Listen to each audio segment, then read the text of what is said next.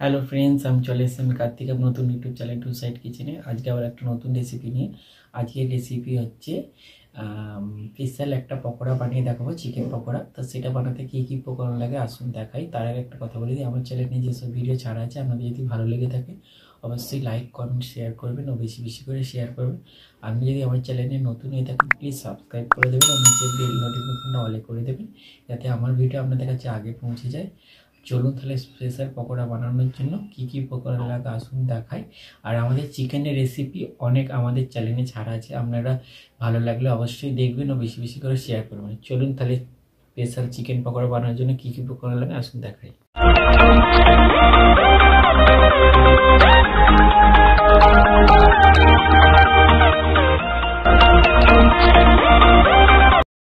Special chicken pakora বানানোর জন্য কী কী উপকরণ লাগে তাহলে চলুন দেখিয়ে দিই।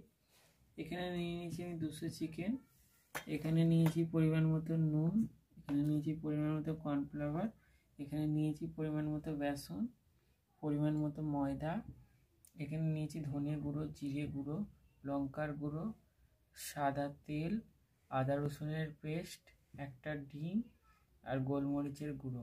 তাহলে চলুন রেসিপিটা শুরু করি। ময়দাটা, বেসনটা, কর্নফ্লাওয়ারটা একটু চেলে নেবো।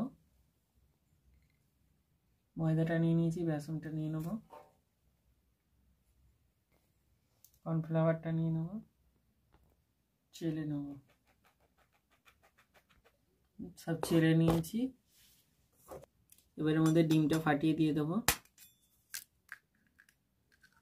আদা রসুনের পেস্টটা দিয়ে দেবো, গোলমরিচ গুঁড়োটা দিয়ে দেবো, ধনে গুঁড়ো দিয়ে দেবো, জিরে গুঁড়ো দিয়ে দেবো, লঙ্কার গুঁড়ো দিয়ে দেবো, নুন দিয়ে দেবো।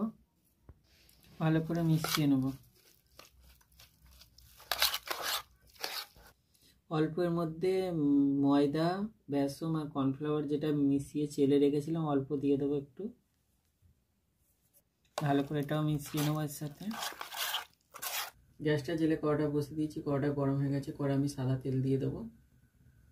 এবারে একটা করে চিকেন নেবো আর এই ময়দা, বেসন আর কর্নফ্লাওয়ার মেশানোর মধ্যে এইভাবে একটু করে মিশিয়ে একটা একটা করে রেডি করে নেবো, নিয়ে তারপর তেলে ভাজবো।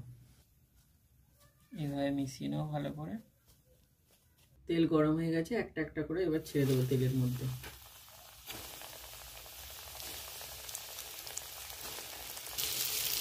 দিয়ে দিয়েছি, এবারে ভালো করে উল্টে পাল্টে লাল লাল করে ভেজে নেবো।